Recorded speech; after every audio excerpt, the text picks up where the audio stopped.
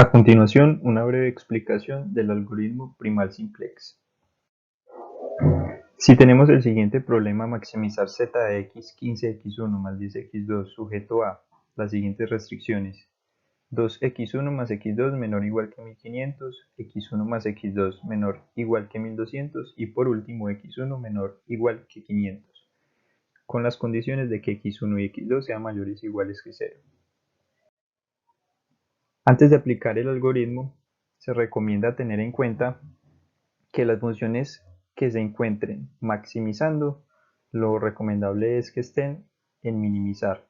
Entonces, por ejemplo, si nuestro vector de la función objetivo z de x es el verde, se maximiza en el mismo sentido del vector, es decir, la flecha azul maximiza z de x.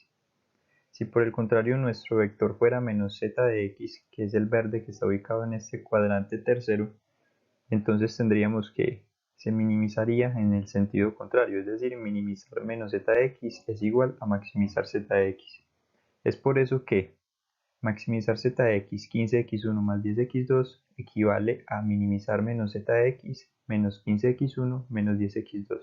Esto porque nuestro algoritmo está basado para minimizar, para problemas de minimizar.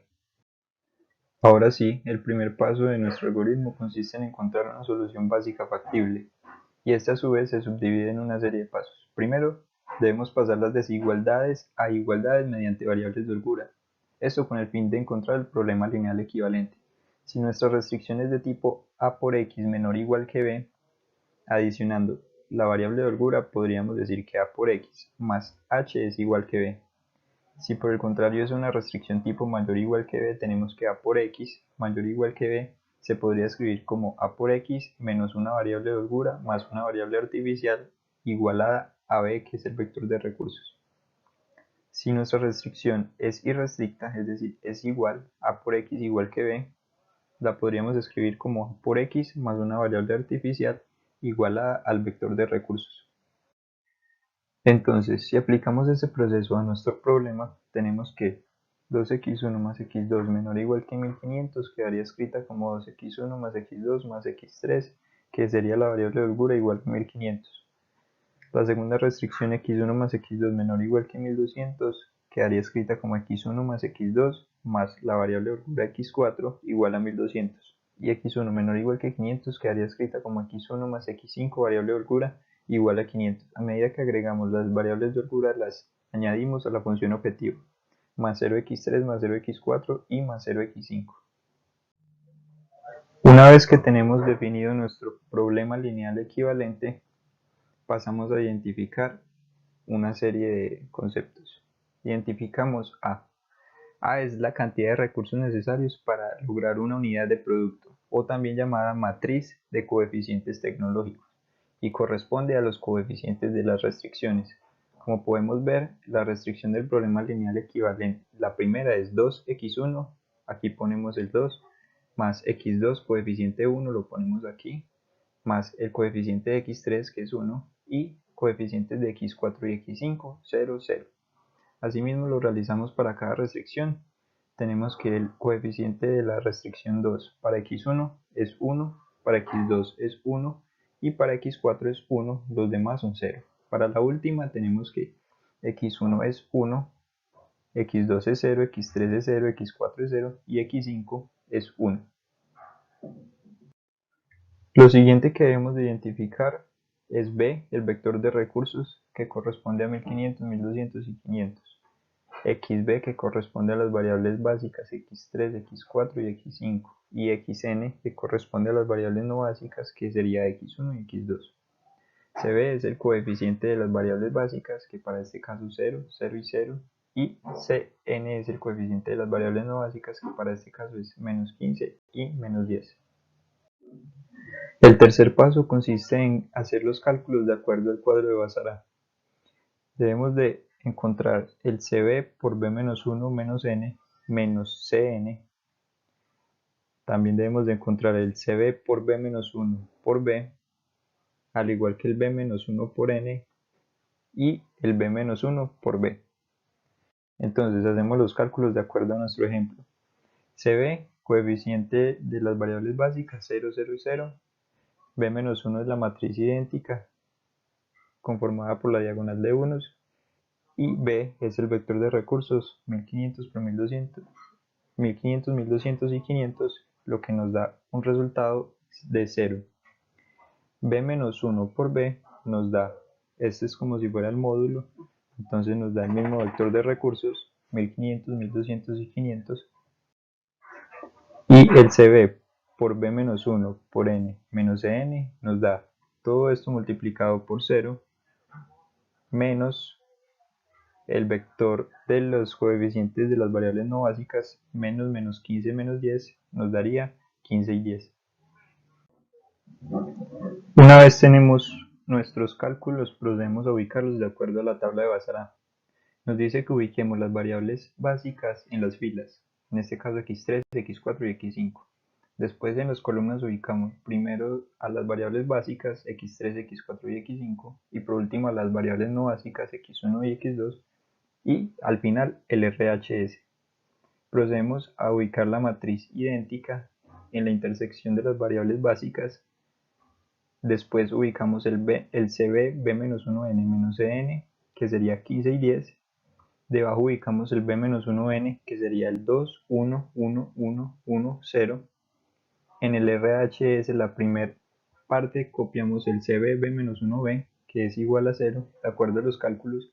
Y por último el B-1B, que nos dio el vector de recursos 1500, 1200 y 500. Ahora sí, el siguiente paso, el paso 2 del algoritmo, consiste en identificar la variable que ingresa a la base.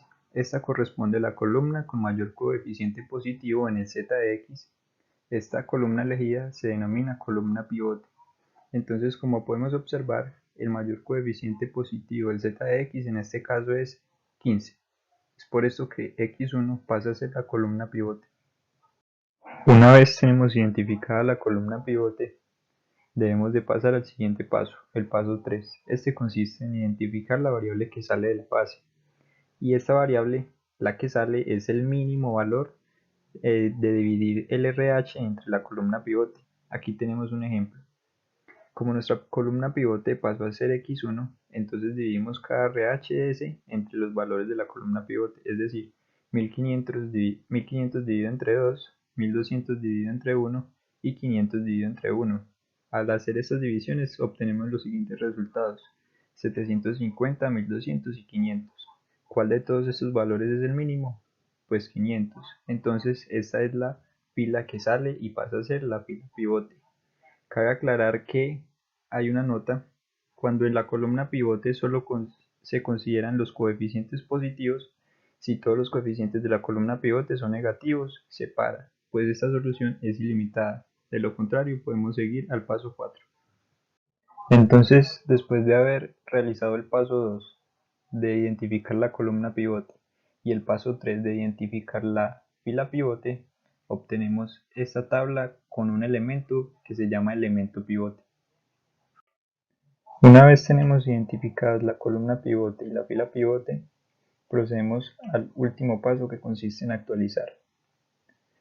Aquí tenemos un ejemplo. Si suponemos que nuestra columna pivote es xn1 y nuestra fila pivote es xb1, procederíamos a actualizar de la siguiente manera. Si la posición que queremos actualizar es A, haríamos lo siguiente: el valor de A menos el valor C de la columna pivote multiplicado por el valor G de la fila pivote, todo esto dividido entre el elemento pivote. Así lo haríamos para las posiciones que están en blanco. Para la actualización de la fila pivote, lo que haríamos es el valor de cada posición dividido entre el elemento pivote. Entonces, la posición G dividida entre I, H entre I, J entre I, K entre I y L entre I. Al realizar la actualización correspondiente, obtenemos la siguiente tabla y nos preguntamos: el criterio de parada sería cuando z de x es menor o igual que 0. En el z de x aún tenemos un valor positivo, sí. Como sí, seguimos aplicando el algoritmo desde el paso 2. Entonces, ¿Cuál es el máximo valor del z de x? Máximo valor positivo, en este caso sería 10. Entonces nuestra columna pivote pasa a ser x2 y realizamos lo mismo para saber qué fila sale. La división entre el RHS y los valores de la columna pivote. El mínimo valor es la fila que sale, en este caso es x13. Entonces el elemento pivote pasa a ser la intersección entre la columna x2 y la fila x13. Y actualizamos en base a este elemento pivote. Al realizar nuevamente la actualización, volvemos y nos preguntamos, de acuerdo a nuestro criterio de parada, si el z de x es menor o igual que 0, paramos.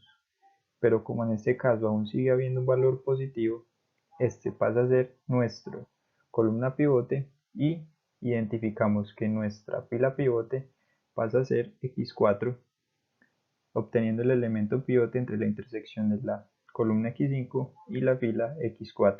Actualizamos en base a este elemento pivote. A partir de la última tabla, cuando volvemos y actualizamos, nos realizamos la misma pregunta.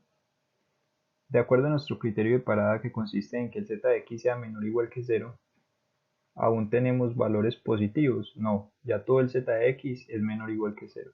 Entonces esta se convierte en nuestro valor óptimo, obteniendo un resultado que para x2 equivale a 900, x4 es igual a 200 y x1 es igual a 300 para obtener un valor óptimo global de 13.500.